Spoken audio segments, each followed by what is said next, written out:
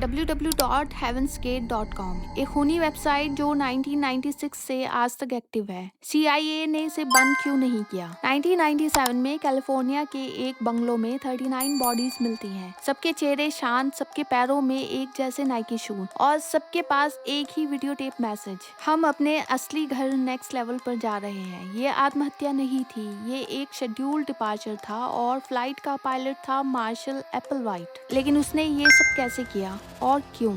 एक बार फिर से स्वागत है बियॉन्ड द फैक्ट में। ये कहानी है मार्शल एप्पलवाइट की, एक ऐसे गुप्त लीडर की जिसका दिमाग सच से इतनी दूर चला गया कि उसने एलियन स्पेसशिप को अपना मोक्ष मान लिया और सबसे हैरानी की बात, लोगों ने उस पर यकीन भी किया। एक ऐसा इंसान जिसकी आंखों में लोगों को भगवान दिखाई देता था, वो लोगों और उनके दिमाग को काबू कर रहा था। लेकिन उसके दिमाग का राज भी कम दिलचस्प नहीं था। Childhood and early life. Marshall Applewhite junior का जन्म 1931 में टेक्सास की एक रिलीजियस फैमिली में हुआ था। वो म्यूजिक में टैलेंटेड था, क्लासिकल म्यूजिक और ओपरा का शौकीन, और बाद में वो एक म्यूजिक प्रोफेसर बना। लेकिन इस नॉर्मल जिंदगी के पीछे एक दर्द छुपा था। मार्शल अपने जेंडर को लेकर कंफ्यूज था। उसने एक लड़की से शादी की, उसके 2 बच्चे हुए, लेकिन उसने अपने अंदर के जज्बातों को कभी खुलकर नहीं अपनाया।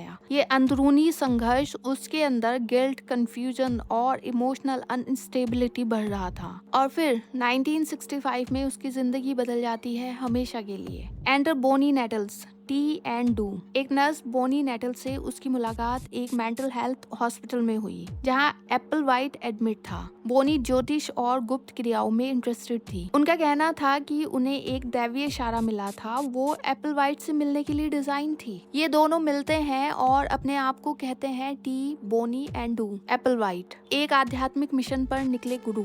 उनका कहना था, हम एलियन डायमेंशन से आए हैं, हम लोगों को नेक्स्ट लेवल तक ले जाने आए हैं जहाँ ना दर्द होगा ना मौत, सिर्फ एक एनलाइटमेंट, शिक्षा। और यहीं से शुरू होती है Heaven's Gate cult vision, alien god and the exit plan. उनका यकीन सिस्टम अजीब कॉम्बिनेशन था, क्रिश्चियनिटी प्लस साइंटिफिक।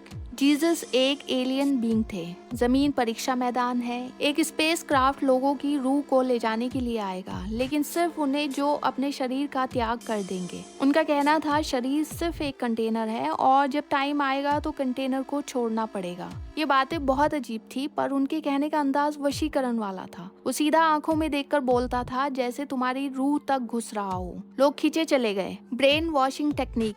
स्मार्ट का डिसिप्लिन बहुत सख्त था, परिवार से लगाव नहीं, नो सेक्स, एक जैसे हेयर कट, एक जैसे कपड़े, हर पहचान को खत्म कर दो, तुम अब एक वेसल हो नेक्स्ट लेवल के लिए। एप्पलवाइट का कहना था, अगर तुम सच में फ्री होना चाहते हो तो तुम्हें अपने शरीर और दुनिया से निकलना होगा। उनके फॉलोअर्स को लगने लगा ये दुनिया फेक है और उनका असली घर एलियन डायमेंशन में है। Most dangerous manipulation, death of Bonnie Nettles. क्योंकि बोनी नेटल्स की मौत ने हेवंस गेट कल्ट के बिलीफ सिस्टम को हिलाकर रख दिया था और यही टर्निंग पॉइंट बना मार्शल एप्पलवाइट के साइकोलॉजिकल मैनिपुलेशन का सबसे डेंजरस एग्जाम्पल। यहाँ मैं आपको डिटेल में बताती हूँ। उसने अपने फॉलोअर्स को बोनी की मौत के बाद कैसे कन्विंस किया। बोनी नेटल्स, जिसे फॉलोअर्स टी कहते थे, कल्ट की को फाउंडर थी और एप्पलवाइट का यानी डू का यकीन ज्यादा बोनी की दिशा निर्देश पर था। उनका कहना था कि वो दोनों एलियन बीइंग हैं जो एक ऊंचे लेवल से आए हैं और उनका मिशन लोगों को अगली दुनिया तक ले जाना है, यानी हेवंस में उन्हें पहुंचाना। लेकिन 1985 में बोनी की कैंसर से मौत हो जाती है। मार्शल ने क्या कहा, ये सबसे बड़ा विरोधाभास था, क्योंकि उनका यकीन था कि इंसान अपने शरीर के साथ स्पेस क्राफ्ट में चढ़कर नेक्स्ट लेवल जाएगा। तो जब बोनी की शारीरिक मौत हुई तो लोग कंफ्यूज हो गए। मार्शल एप्पलवाइट ने तुरंत नैरेटिव बदल दिया।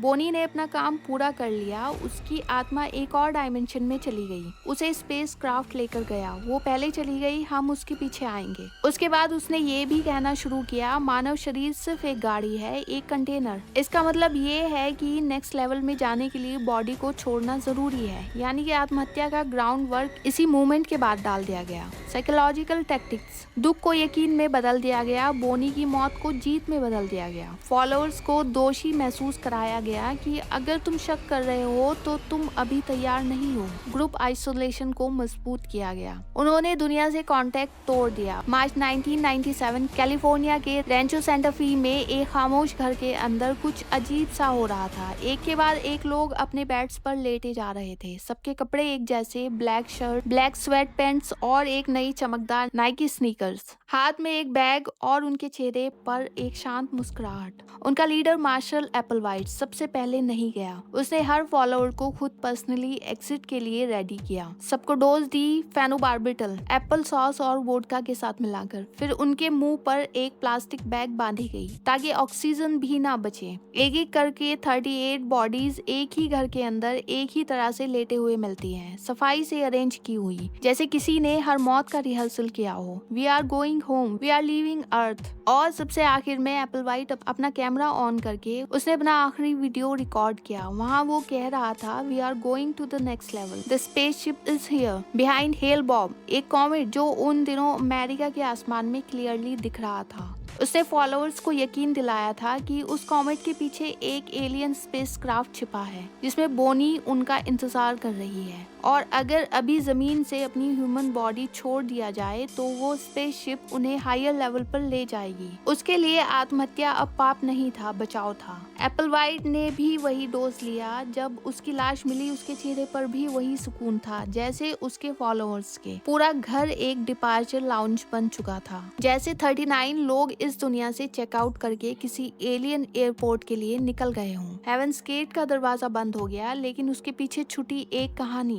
जिसमें प्रेम भी था, दर्द भी, और जुनून का वो आखिरी अंजाम भी। ये थी हेवंस गेट की आखिरी रात। अगला एपिसोड उन सर्वाइवर्स की कहानी जिन्होंने ज्वाइन करने का सोचा था पर बचा लिए गए, और जो छुपा है हेवंस गेट की वेबसाइट में आज भी जिंदा, 25 साल बाद भी। तो अगर आप अगला पार्ट देखना चाहते हैं तो कमेंट करें। मिलते हैं नेक्स्ट वीडियो में एक और मिस्ट्री और सच के साथ। तब तक के लिए अपना ख्याल रखिएगा। Thank you so much.